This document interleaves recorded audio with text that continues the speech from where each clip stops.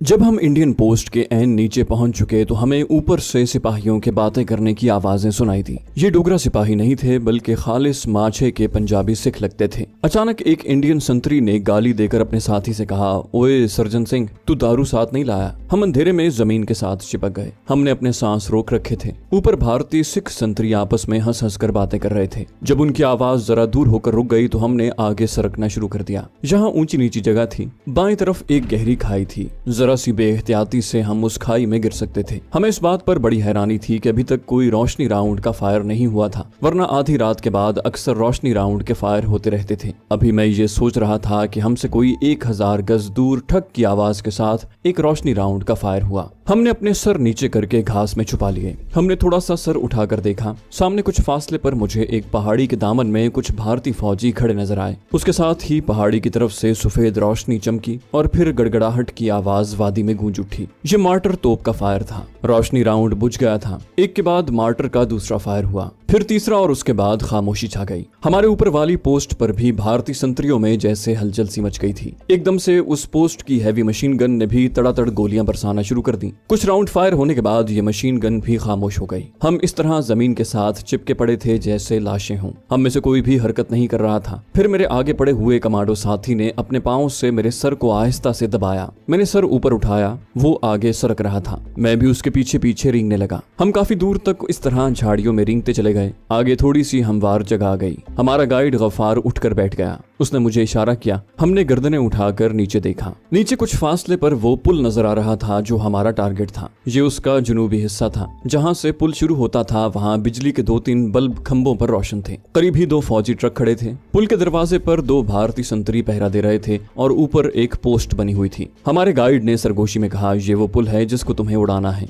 यहाँ मेरा काम खत्म होता है। मैं वापस जा रहा हूँ। खुदा तुम्हारा हाफिज नासिर हो। ये कहकर हमारे जवाब का इंतजार किए बगैर गफ्फार रेंगता हुआ दूसरी तरफ अंधेरे में गुम हो गया। गफ्फार का काम वाकई यहाँ आकर खत्म हो गया था। उसने हमें टारगेट पर पहुंचा दिया था। अब जो कुछ भी करना था हमें करना था। मेरा साथी गौर से नीचे देख रहा था। वो धीमी सरगोशी में बोला, हमें पीछे से होकर पुल के नाले में उतरना होगा। लगता है नाले में पानी खुश्क हो गया है। मैं भी पुल को देख रहा था। पुल काफी बड़ा था और दूसरे सिरे पर जो पोस्ट थी उसकी रोशनियां धुंधली सी नजर आ रही थी। हमें इस पुल को दोनों तरफ से उड़ाना था। मेरे साथी कमांडो ने अपनी घड़ी पर निगाह डाली और कहा कि अभी दिन निकलने में काफी वक्त है। हमें जितनी जल्दी हो सके पुल के नाले में पहुंच जाना चाहिए। इस तरफ से आओ। वहां से नीचे उतरने के बाद हमने रेंगने की बजाय झुककर चलना शुरू कर दिया। ये ढलान थी जो नीचे एक बल खाती सड़क पर से गुजरकर आगे नाले के नशेब में उतर गई थी। बल खाती छोटी सी सड़क साफ नजर आ रही थी। हम बड़ी फुर्ती और होशियारी से नीचे उतर रहे थे क्योंकि हम पोस्ट से दूर निकल आए थे। लेकिन मेरे दिल में गश्त करते भारतीय संतरियों का खतरा बराबर सर उठा रहा था। मगर वहां इतना मौका नहीं था कि मैं अपने साथी कमांडो से इस खतरे का इजहार करता। वो मुझसे 6-7 कदम आगे तेज तेज चला जा रहा था। हमारे इर्द गिर्द झाड़ियां ही झाड़ियां थी।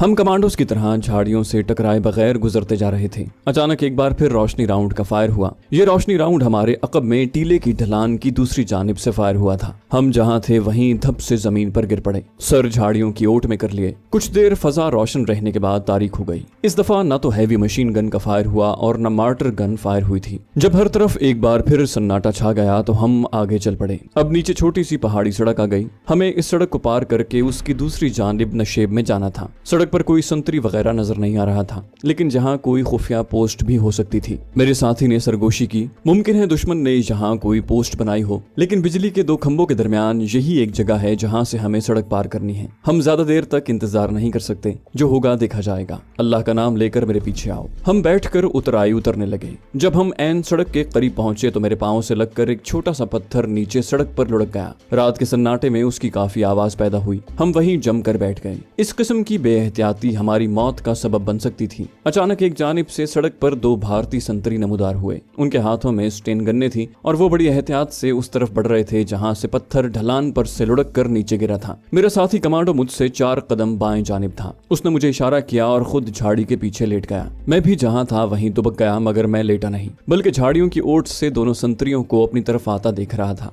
सड़क पर हल्की हल्की रोशनी थी। मुझसे बमुश्किल 6-7 कदम पर वो सड़क पर रुक गए। एक संतरी ने दूसरे को इशारा इशारा किया कि वो सड़क की अगली जानिब जाकर देखें। पहला संतरी उसी जगह खड़ा रहा और दूसरा संतरी उसी तरह दौड़कर आगे आ गया, जैसे सिपाही मैदान जंग में एक सिपाही एक मोर्चे से दूसरे मोर्चे की तरफ जाते हैं। चाकू पर मेरे हाथ की गिरफ्त मजबूत हो गई। मुझे उन हजारों कश्मीरी मुजाहिदों का ख्याल आ गया जिन्हें उन डोगरा सिपाहियों ने बेदर्दी से शहीद कर दिया था। वो सैकड़ों कश्मीरी खवातीन याद आ गईं जिन्हें ये दरिंदे अगवा करके ले गए थे और जिनका आज तक कुछ पता नहीं चल सका था। जो डोगरा सिपाही सड़क पर खड़ा होकर झाड़ियों की तरफ देख रहा था, उससे मेरा फासला 6 या 7 कदम से ज्यादा नहीं था। उसकी स्टेन गन का रुख उन झाड़ियों की तरफ था जो मेरे दाएं जानिब थी। वो आगे को झुका हुआ चल रहा था। मैं सांस रोक के घुटनों के बल छुपा था। मुझे अपने साथी कमांडो की फिक्र नहीं थी, इसलिए मैं जानता था कि उसकी तरफ जो डोगरा संतरी गया है वो उससे निमट लेगा। मेरे जिस्म के अंग अंग में जैसे बिजली दौड़ गई। मैं इस खतरे से निमटने के लिए हमतन चौकस था। डोगरा संतरी चढ़ाई चढ़कर मुझसे 2 कदम आगे वाली झाड़ी पर लपका। उसने अंधेरे में झाड़ियों को जोर से भारी फौजी बूट से ठोकर मारी।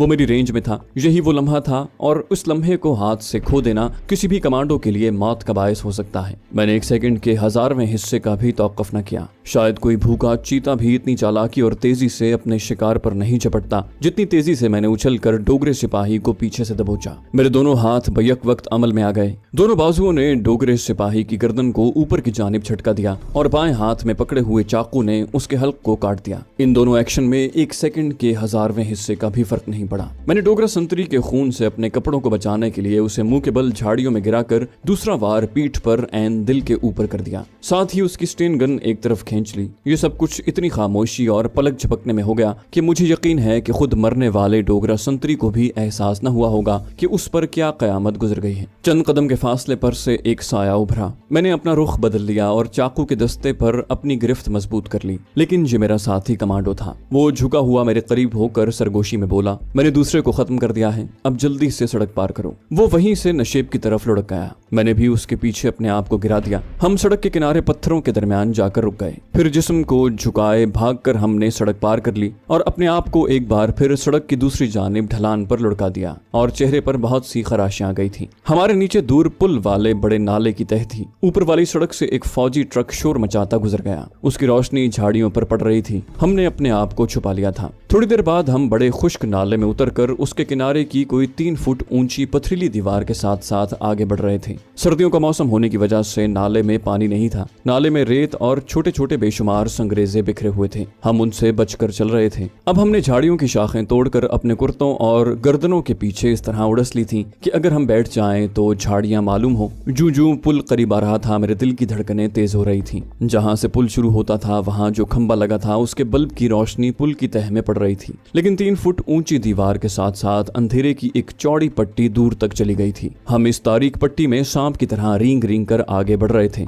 जब पुल हमसे कोई 60-70 कदमों के फासले पर रह गया तो मेरा साथी कमांडो रुक गया। उसने हाथ के इशारे से मुझे भी रुकने को कहा। फिर उसने अंधेरे में एक जगह लाइट मशीन गन लगाई। 2 हैंड ग्रेनेड मुझे दिए। डायनामाइट के 6 छोटे सिलेंडर कुर्ते की सामने वाली बड़ी जेब में डाले और मेरे कान पर अपने होंठ रखकर आहिस्ता से सरगोशी की, मुझे कवर देना। मैं पुल के उस गेट के नीचे डायनामाइट लगाने जा रहा हूँ। खबरदार, जब तक ऊपर से फायरिंग ना हो तुम फायर मत खोलना। ये कहकर उसने पुल पर रेंगना शुरू कर दिया। मैं लाइट मशीन गन के साथ पथरीली दीवार की ओट में छुपा हुआ था और मशीन गन के ऊपर एक बड़ी शाख तोड़कर रखती थी। अचानक एक रोशनी राउंड फायर हुआ। मैंने सर मशीन गन के नीचे कर लिया। मुझे जमीन के पत्थर और खुश्क घास साफ नजर आने लगी। राउंड की रोशनी नीचे आ रही थी। मैंने सांस रोक लिया था। यकीनन मेरे साथी कमांडो ने भी ऐसा ही किया होगा। इस बार भी रोशनी राउंड के साथ हैवी मशीन गन और मार्टर का फायर न हुआ। शायद रूटीन के मुताबिक रोशनी राउंड का फायर हुआ था। रोशनी राउंड जमीन के करीब आकर बुझ गया और एक बार फिर अंधेरा छा गया। मैंने आहिस्ता से सर उठाकर अंधेरे में आंखें पूरी तरह खोलकर देखा। दूर ऊपर पुल के गेट पर से एक संतरी डबल मार्च करता पुल की दूसरी जानिब चला जा रहा था। मेरी उंगली मशीन गन के ट्रिगर पर थी। ये सर धड़ की बाजी थी। उस वक्त पाकिस्तान के शहरों में लोग बड़े सुकून से गहरी नींद सो रहे थे। शहरियों में से कोई नहीं जानता था कि वतन के 2 बेटे मौत से आंख मचोली खेलते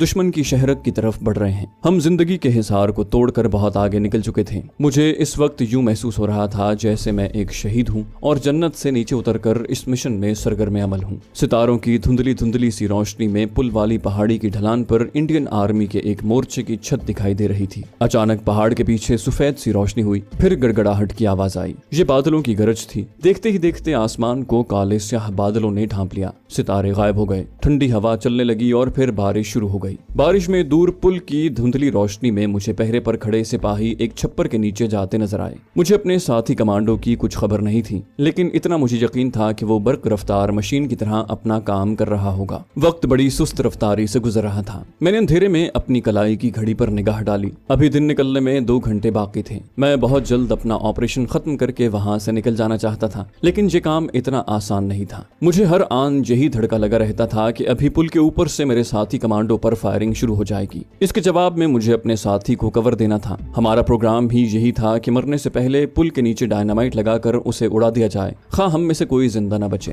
डायनामाइट सिलेंडरों के साथ एक टाइम बम भी लगाया जाना था, लेकिन अचानक हमले की सूरत में बारूद पर पिस्तौल से फायर करके पुल को अपने साथ ही धमाके से उड़ा देना भी हमारे प्रोग्राम में शामिल था। बारिश तेज हो गई थी। पुल पर अब कोई संतरी नजर नहीं आ रहा था। 15-20 मिनट गुजर गए, मगर मुझे यूं लगा जैसे 15 घंटे गुजर गए हों। मुझे बारिश में एक झाड़ी अपनी तरफ आती दिखाई दी। मैंने मशीन गन का रुख उसकी तरफ कर दिया, लेकिन वो मेरा साथी था। वो कीचड़ में लथपथ था। मेरे कान के करीब मुंह लाकर सरगोशी में बोला, मैंने डायनामाइट लगा दिया है, अब पुल के दूसरे गेट की तरफ जाता हूँ। इतना कहकर वो नाले के नशेब में लुढ़क गया। नाले में अब बारिश का पानी आ गया था। अंधेरे और बारिश में मेरा साथी अब मुझे नजर आने लगा था। डायनामाइट के फटने में आधे घंटे का वक्फा डाल दिया गया। ये बात हमें पहले से मालूम थी। 20 मिनट के अंदर अंदर मेरे साथी को पुल के दूसरे गेट के नीचे दीवार के पत्थरों में डायनामाइट के 6 सिलेंडर लगाकर वापस आना था। अब एक मिनट एक घंटे का हो गया था। मैं पाक फौज के उस जांबाज कमांडो की जुर्रत और दलेरी पर अंगुश्त बदंदा था। वो भूल गया था कि वो जिंदा है और पीछे पाकिस्तान में उसके घर वाले और बच्चे मौजूद हैं जो उसका इंतजार कर रहे हैं। उस वक्त उस सरफरोश कमांडो की माँ, बहन, बीवी और बच्चे उसका वतन अजीज पाकिस्तान ही था। 5 मिनट गुजर गए, फिर मजीद 5 मिनट गुजर गए। बारिश मुसलसल हो रही थी।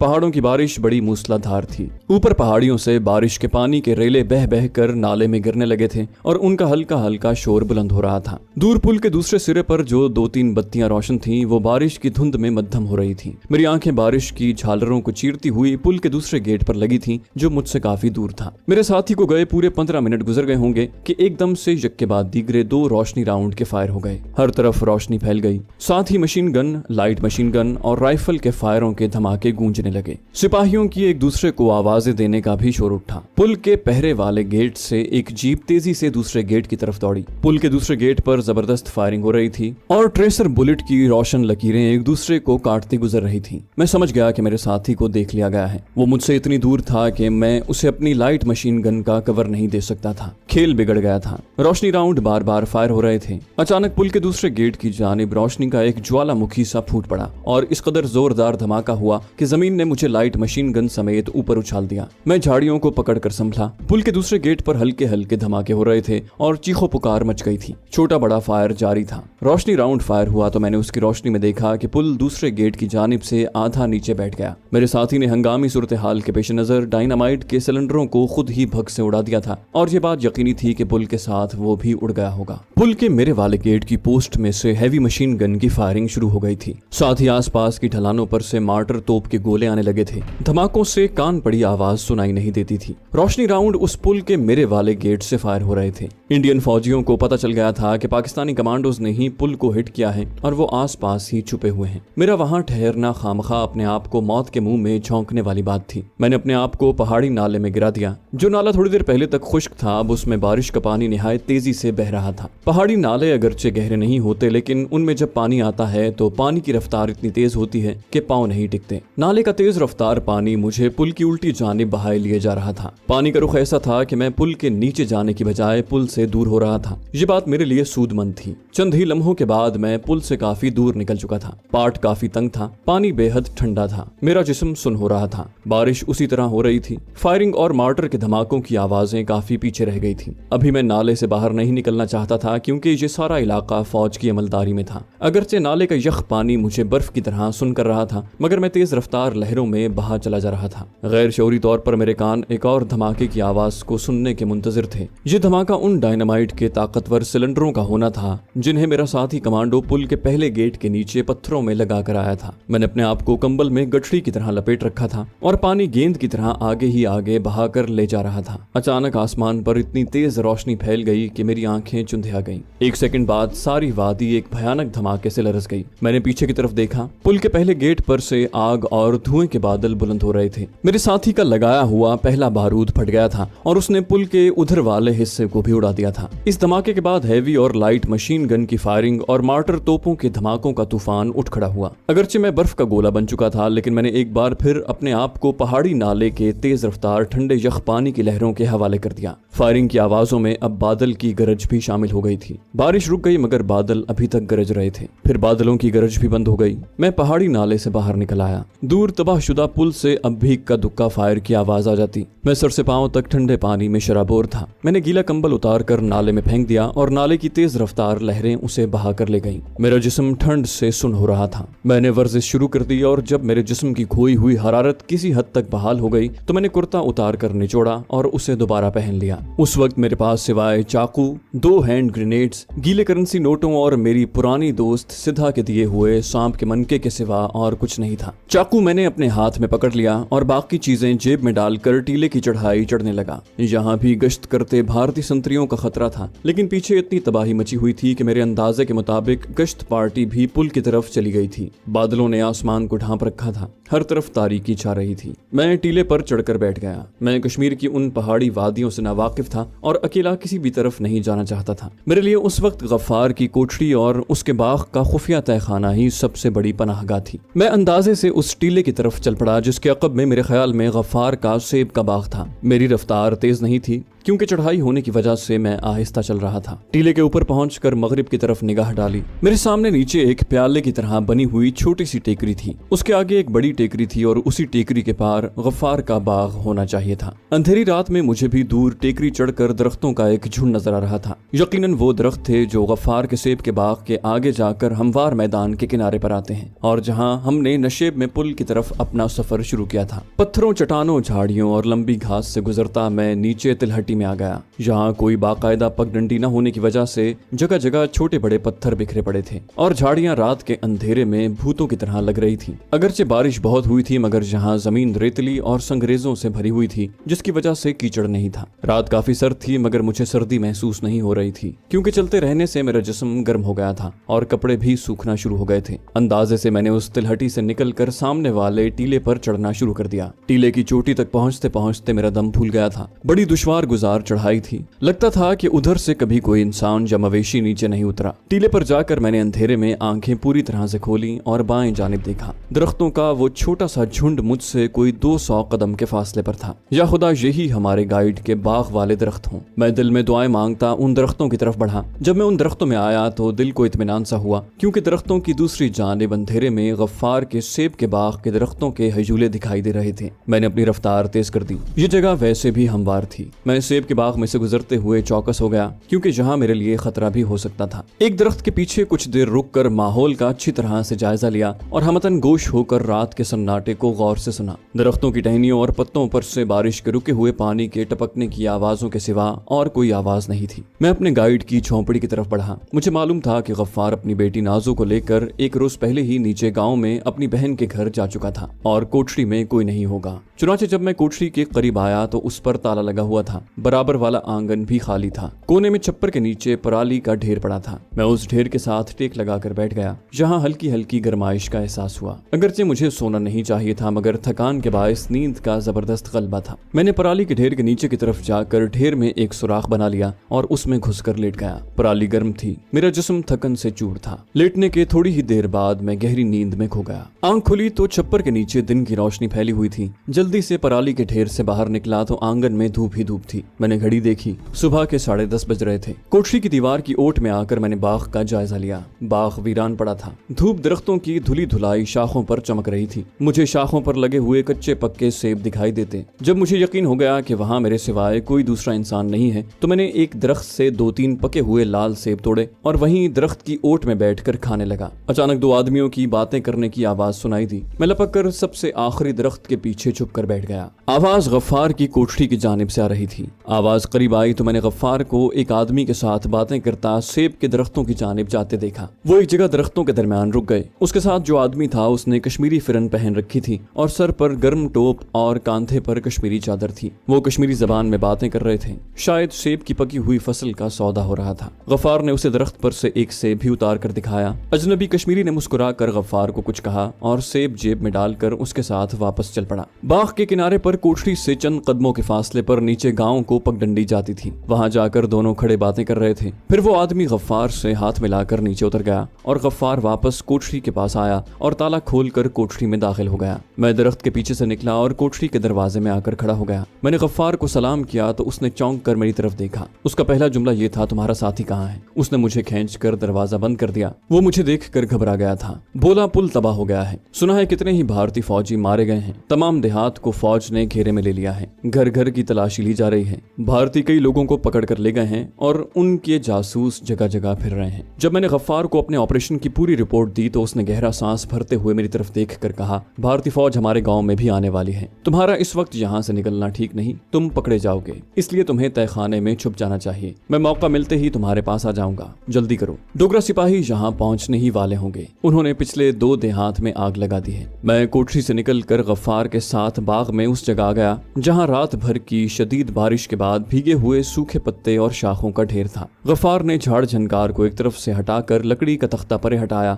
और मेरी तरफ देख कर कहा, तुमने कुछ खाया नहीं होगा। मैं नीचे जाकर हालात देखता हूँ। तुम्हारे लिए खाने को भी लाऊंगा। तुम यहाँ से किसी हालत में भी बाहर मत निकलना जब तक मैं ना आऊं, समझे? मैंने हाँ कहा और मैं गड्ढे में उतर गया। गफ्फार ने लकड़ी का तख्ता ऊपर कर दिया और झाड़ झनकार इस तरीके से ऊपर रखा कि तख्ते के नन्हे सुराख में से ताजा हवा अंदर आती रहे। वो चला गया। उस गड्ढे में मुझे बाहर की ठंड से जरूर निजात मिल गई थी, लेकिन बेहद हब्स था और लगता था कि मैं जिंदा दरगोर हो गया हूँ। गड्ढे में मच्छर भी कहीं से आ गए थे। कुछ मालूम नहीं था कि मुझे वहाँ कितनी देर तक कैद रहना होगा। बहरहाल ये उससे बेहतर था कि मैं डोगरा फौज की कैद में चला जाऊं और वो मुझे भयानक अजियतें देकर हलाक कर डालें। अजियतों से मेरा ध्यान अपने साथी कमांडो नंबर 9 की तरफ चला गया। अगर वो भारतीय फौज की कैद में है तो न जाने दुश्मन उसे किस किस तरह की अजियतें दे रहा होगा। मैं दिल में दुआ मांगने लगा कि खुदा करे वो शहीद हो गया हो, जिस तरह हमारे तीसरे साथी कमांडो नंबर 8 ने दुश्मन के पुल को उड़ाकर शहादत का रुतबा पा लिया था। मेरी आंखों के सामने कमांडो नंबर 9 की खशखशी दाढ़ी और तांबे जैसा चमकीला चेहरा,